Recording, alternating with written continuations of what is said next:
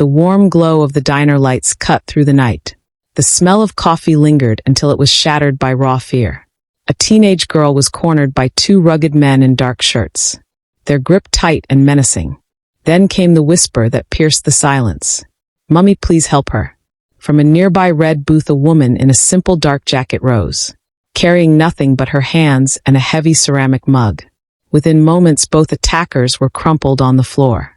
The shaken girl stared in disbelief while her young daughter clung to her legs. "You saved her, Mummy." She had no idea that tomorrow this moment would bring the most powerful mafia boss in the city straight to her doorstep. Meet Kara Hayes, early 30s.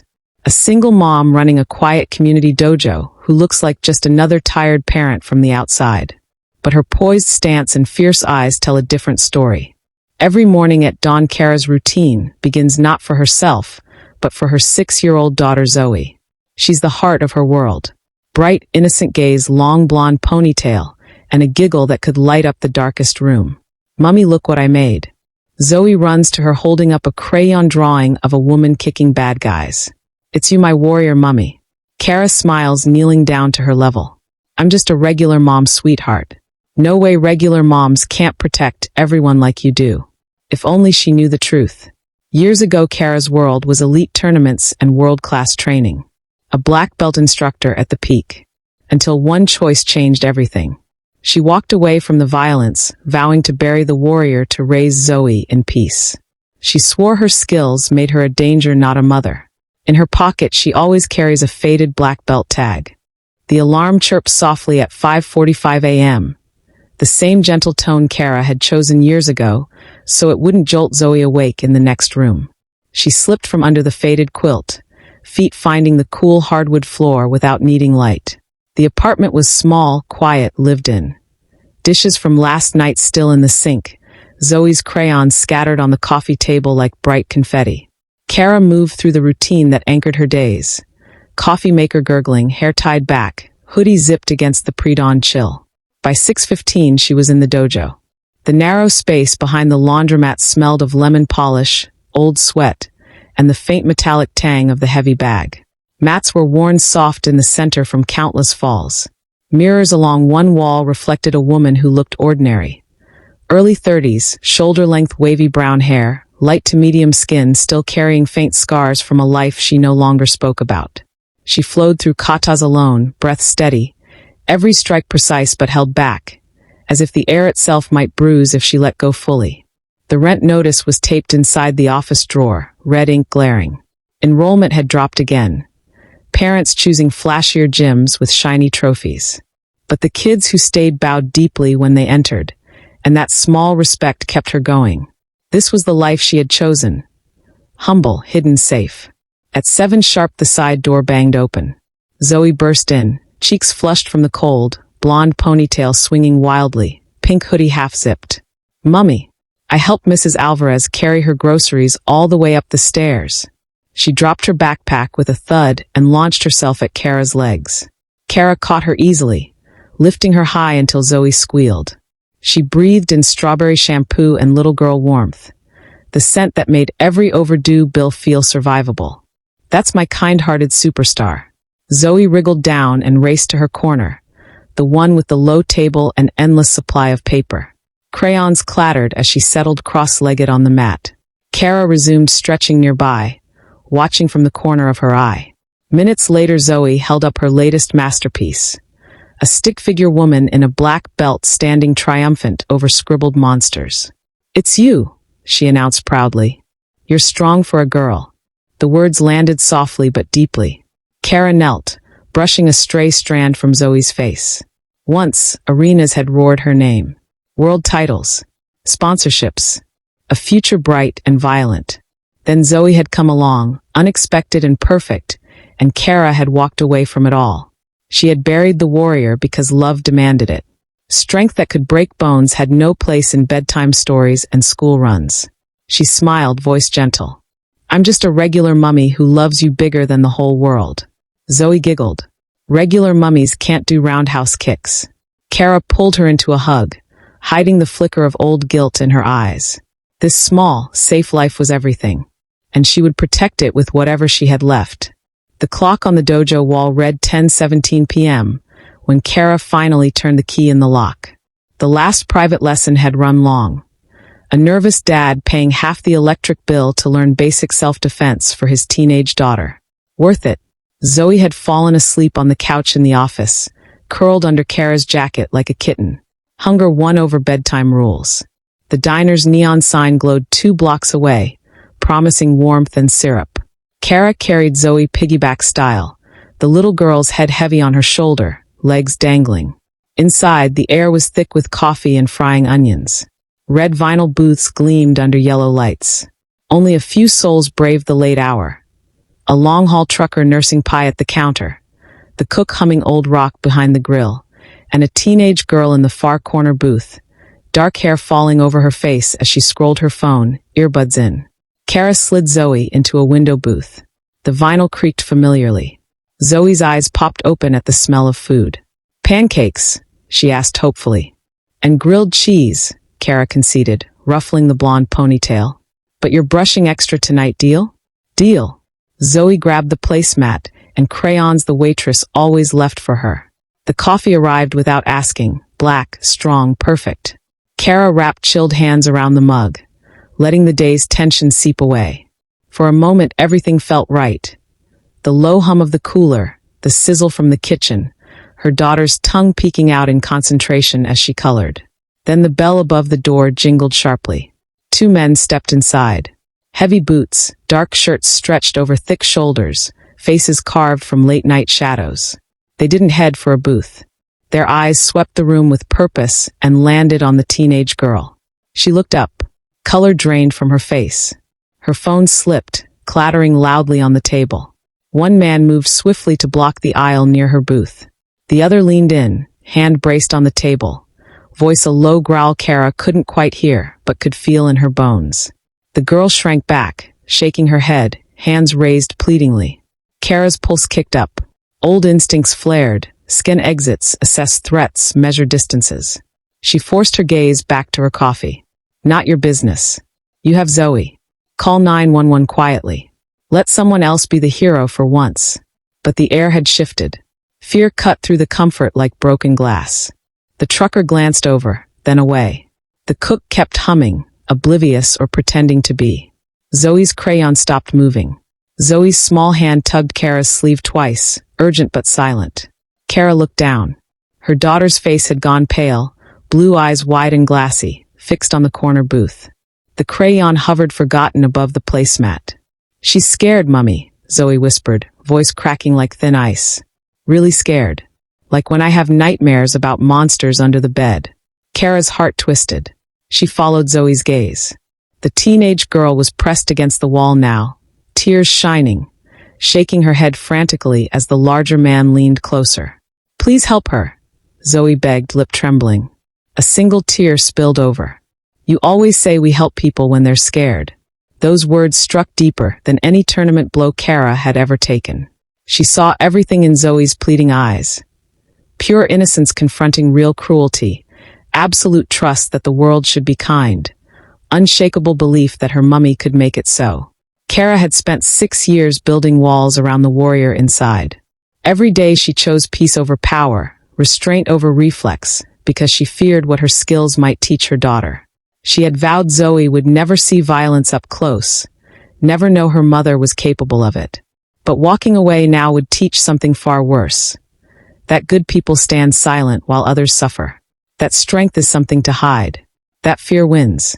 Her hand tightened around the warm ceramic mug until knuckles whitened. Muscles remembered paths her mind had tried to forget. Angles, pressure points, leverage. The vow of nonviolence cracked, then shattered like thin porcelain. Slowly, deliberately, Kara slid from the booth. The vinyl sighed beneath her. Zoe's tiny hand slipped into hers for a heartbeat, squeezing with surprising strength. "Be careful, Mummy," she whispered. Kara nodded once, throat burning. She released the small hand gently and stepped into the aisle. The diner fell into a hush. Even the grill seemed to quiet. The storm she had outrun for years had finally caught her. And this time she would not run. It happened in a breath. The first man reached across the table, thick fingers closing around the teenage girl's wrist. She yelped, trying to pull away. Kara was already moving, fluid, silent, inevitable. She closed the distance in 3 strides. The heavy ceramic mug left her hand in a tight, controlled arc. It connected with the man's temple with a dull, sickening crack. His grip loosened instantly. Eyes rolled back as he crumpled sideways, hitting the floor hard enough to rattle silverware. The second man spun, surprise flashing across his face before twisting into rage. He swung a wild haymaker, putting his weight behind it. Kara slipped inside the arc effortlessly, years of muscle memory guiding her like an old dance. Her palm struck his throat, not hard enough to crush, just enough to choke airflow. As he gasped and doubled, her elbow drove upward into his solar plexus, expelling what little breath remained.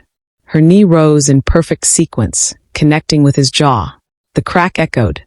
He folded, joining his partner on the checkered linoleum. 10 seconds. Maybe 8. Silence blanketed the diner for one stunned heartbeat. Then chaos, gasps, a dropped plate shattering, chairs scraping as patrons stood. Phones rose like periscopes, red recording lights blinking in the dim light. The trucker's mouth hung open. The cook peered over the counter, spatula frozen midair. Someone started slow clapping that built into scattered applause. Kara stood balanced, breathing steady, eyes scanning for additional threats that weren't there. Adrenaline sang in her veins, familiar and hated. The teenage girl stared up at her, mascara-streaked cheeks wet with tears, shaking but unharmed. Zoe peeked from behind the booth seat, eyes enormous, one small hand clutching the edge of the table. Kara moved instantly, crouching to shield her daughter's view with her body. "Eyes closed tight, baby," she murmured, voice remarkably calm. "It's over. You're safe." Zoe buried her face in Kara's jacket. In the distance, sirens began to wail. But inside Kara's chest, something else howled. The past had awakened fully now. Phones were still recording. By morning, the entire world would see what she had tried so hard to bury. Warriors never stayed hidden for long. If you're holding your breath for Kara and little Zoe, if you believe a mother's fierce love should always triumph, don't watch their story alone. Join the thousands of us already standing in their corner, hearts racing together. Hit subscribe right now. We're stronger as a community, and they need every one of us cheering when that black SUV pulls up tomorrow. Morning arrived with a vengeance. Kara woke to her phone vibrating itself off the nightstand in an endless angry buzz. She grabbed it, squinting at the screen. Notifications flooded every app. 2.3 million views and climbing, trending worldwide. Diner mom takes down 2 thugs plastered across news sites, social feeds, even morning talk shows. The clip played on loop. Shaky phone footage, dramatic lighting, her movements almost too fast to track. Comments scrolled in a torrent. Hero worship from strangers who called her a legend, vicious mockery from others claiming it was staged, crisis actors, CGI. Threats dotted the hate like sharp thorns, misogynistic rants, doxing attempts already underway. She muted everything, heart hammering against her ribs. In the kitchen, Zoe ate cereal quietly, swinging her legs under the table, sensing the shift without understanding it. Kara forced brightness into her voice, packing lunch, braiding the blonde ponytail, kissing her forehead before the school bus came. The door clicked shut, and silence crashed in. Kara started pulling suitcases from the top closet shelf, dust drifting down like gray snow. They would leave tonight. Drive until the city lights faded. Find some nowhere town where Wi-Fi was optional and nobody cared about viral videos. She had done it once before, after leaving the circuit. She could do it again. Clothes folded with mechanical precision. Zoe's favorite pink hoodie, the stack of crayon drawings carefully rolled, the tiny faded black belt tag she still carried like a guilty secret. Each item felt like evidence of failure, the life she had built here unraveling in her hands. The dojo keys sat heavy on the counter, catching the light. She had poured everything into that place, savings, sweat, hope. Built something good and gentle from the ashes of her old life. And in one necessary, impossible moment, she had burned it all down. Kara zipped the last bag and sank to the kitchen floor amid the luggage, head in her hands. Exhaustion and fear pressed down until breathing felt hard. Protecting Zoe had always meant running, hiding, diminishing herself. Was this truly safety, or just another cage? Outside, tires crunched slowly on gravel. Headlights swept across the curtains. A sleek black SUV eased to the curb in front of the house, engine purring low and confident, tinted windows reflecting the weak morning sun.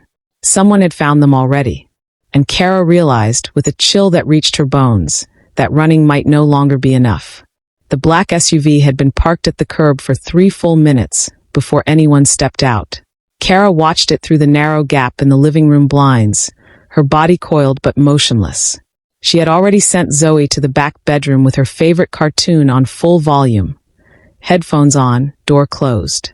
The house lights were dimmed, curtains drawn except for that one vantage point. A heavy cast-iron skillet rested on the kitchen counter within arm's reach. Improvised, reliable, silent. She wouldn't need it, but preparation was a language her body still spoke fluently. The driver emerged first, broad, suit crisp, eyes sweeping the quiet street in a practiced arc. He opened the rear door with white-gloved precision. Out stepped a man in his late 50s.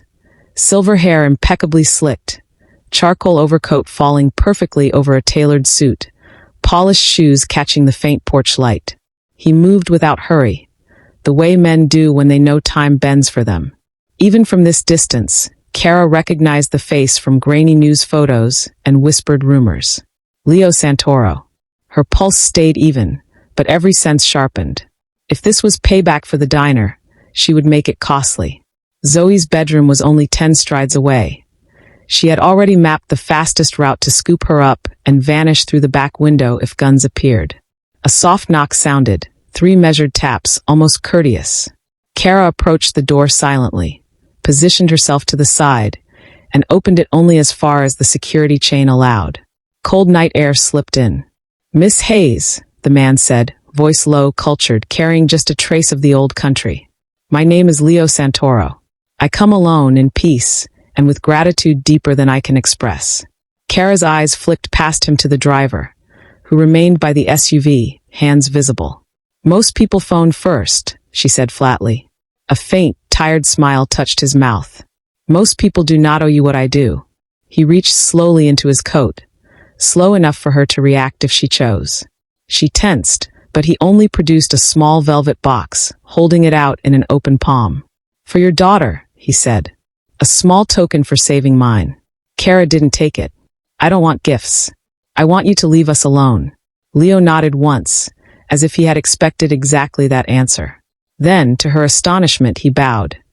Deeply, formally, the kind of bow reserved for profound respect in old-world stories.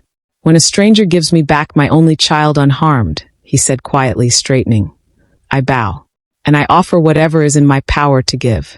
He placed the box gently on the porch railing. "I will not trouble you again unless you wish it. But know this, whatever you need, money, protection, a new start, you have only to ask." He turned, walked back to the SUV with the same unhurried grace, and was gone. The taillights disappeared around the corner before Kara moved. She stood on the dark porch a long time, the velvet box cool against her fingers when she finally picked it up. Inside lay a delicate gold necklace with a tiny guardian angel pendant. Simple, tasteful, expensive without being flashy. The night felt suddenly quieter, as though the city itself had been holding its breath. Leo returned the following evening, this time in soft daylight, the SUV pulling up just as Zoe was at a neighbor's playdate. Kara met him in the living room, curtains open now, but her posture still guarded. She did not offer coffee or a seat until he asked permission to sit. He did so carefully, hands folded in his lap, silver hair catching the lamplight. Deep lines etched his face. Years of decisions that left marks no surgeon could erase. "The girl from the diner," he began without preamble, "is Nina. My daughter. My only child." Kara remained standing, arms loosely crossed. "Those 2 men were not street thugs looking for easy prey," he continued, voice steady but edged with something raw. "They were professionals, highly paid, highly skilled. Sent by a rival family who wants territory, respect, and my head on a platter. Taking Nina in a public place was deliberate. They wanted witnesses. Panic. A spark to ignite war." He paused, eyes distant for a moment. "I have enemies who dine at my table one night, and send killers the next. I surround Nina with security, but she is 16. She fights for normalcy. Late night snacks with friends, no bodyguards hovering. I allow small freedoms because I remember craving them at her age. Last night, that indulgence nearly cost me everything. His gaze returned to Kara, direct and unflinching. You stopped a war before it began. You returned my daughter to me untouched. There are no words adequate for that. Kara felt the enormity settle over her like a heavy cloak. She had acted on a child's plea, not calculation. Now the consequences stretched further than she could see. I didn't know who she was, Kara said. I didn't do it for you or your world. I did it because my little girl saw someone terrified and begged me to help. Leo inclined his head. And that makes the debt greater, not lesser. You risked everything for a stranger, knowing nothing of the storm behind it. Most people in my circles would have filmed it for likes and walked away. He leaned forward slightly. I am not here to threaten or buy silence. I am here to offer protection, resources, whatever you need to keep your own daughter safe from any fallout. Money for your dojo. A better home. Security that doesn't feel like a prison. Kara shook her head slowly. I don't want to owe anyone. Then call it a gift, he said softly. From one parent who almost lost a child to another who prevented it. Silence filled the small room, thick but not uncomfortable. Why tell me all this? She asked finally. Because you deserve truth, not rumors. And because I hope in time, you will believe my gratitude is genuine and lasting. He stood, placing a plain white card on the coffee table. Only a phone number handwritten in elegant ink. Call for anything. Or for nothing. The door remains open. He left as quietly as he had arrived, the SUV gliding away like a shadow. Kara stared at the card long after the sound of the engine faded. 10 days later, Leo invited them to the estate. Not the ostentatious mansion tabloids loved, but a quieter, older property on the city's edge. Stone walls draped in ivy, gardens stretching toward woods.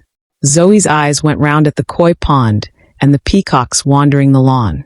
Nina waited on the wide front steps, nervous at first, then rushing forward to hug Kara tightly, whispering, "Thank you," over and over. Inside, sunlight poured through tall windows into a kitchen that smelled of warm bread and herbs. They sat at a heavy oak table while staff discreetly vanished. Zoe and Nina soon disappeared outside, laughter echoing across the grass. Leo poured coffee with his own hands. I need someone I trust without question to protect Nina, he said directly. Someone who proved, in 10 seconds on a grainy video, that loyalty and skill can coexist.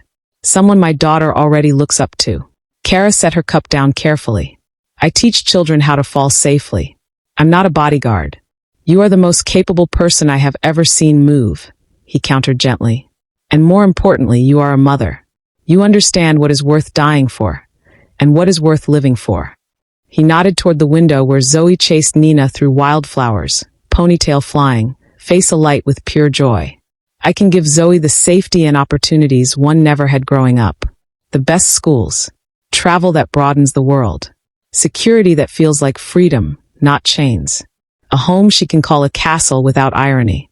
And for you, resources to rebuild your dojo on any scale you dream, or to never teach again if that is your wish. A life without overdue rent notices. Kara watched the girls, her heart aching with the beauty of it. And if I refuse, then nothing changes. My gratitude remains. Protection remains quietly, whether you see it or not. You saved my daughter. That debt is eternal. But Kara heard the unspoken truth. The rival family would try again. Nina would always be a target. And now, because of the viral video, Zoe's face was known too. She thought of years spent diminishing herself, hiding strengths she feared would taint her daughter. What exactly would I do? Oversee family security. Train my people in methods beyond guns and intimidation. Advise me. And most importantly, be the person Nina trusts when I cannot be there. Live here or keep your home. Your choice in everything. Kara looked again at Zoe's radiant, fearless laughter. It was a dangerous alliance forged in shadows, but perhaps the only one deep enough to keep real monsters at bay. She extended her hand across the table.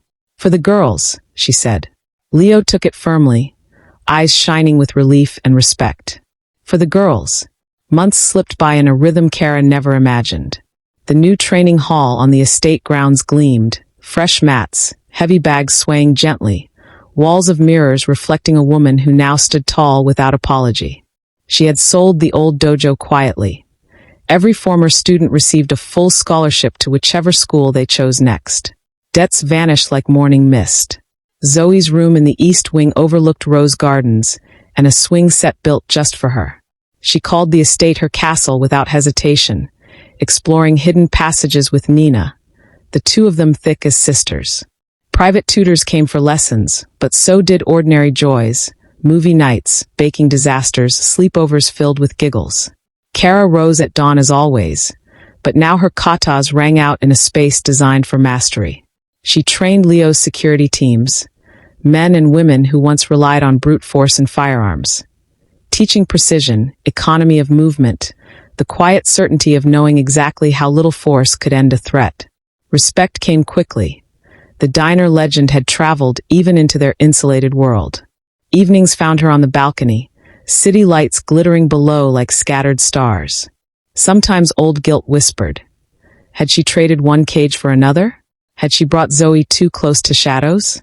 But then Zoe would barrel into her legs, arms wrapping tight, or Nina would call up from the garden asking for one more self-defense lesson, and the whispers faded. She no longer feared her strength would corrupt her daughter. Zoe watched her train with awe, not fear. The drawings now featured warrior mummies standing beside princesses in castles, both smiling. One quiet night, Kara slipped her hand into her pocket and drew out the faded black belt tag she had carried like a secret shame for years. She turned it over in the moonlight, tracing the worn threads. For the first time, touching it brought no flinch, only pride. She was no longer the woman shrinking behind overdue rent notices, praying her past stayed buried. She was a guardian, fierce, chosen, purposeful. Her strength had found its true target, protecting the innocent, building something lasting, giving Zoe a world wide enough for dreams. Leo often joined her on the balcony, the two of them watching the girls play below. Two parents who had almost lost everything, now bound by gratitude and quiet understanding. Kara breathed in the cool night air, feeling settled in her bones. She had come full circle. Not back to the violent past she fled, but forward to a life where power served love. And she would guard this family, this castle, this future with every beat of her warrior's heart. If you've walked every step of this journey with Kara and Zoe, from that trembling plea in the diner to this hard-won peace, if you've held your breath through every shadow and cheered at every dawn, don't leave their story now. Join the community that's been right here feeling it all with you. Hit subscribe. We're stronger together, and they deserve every one of us believing in their happy ending until the very last page.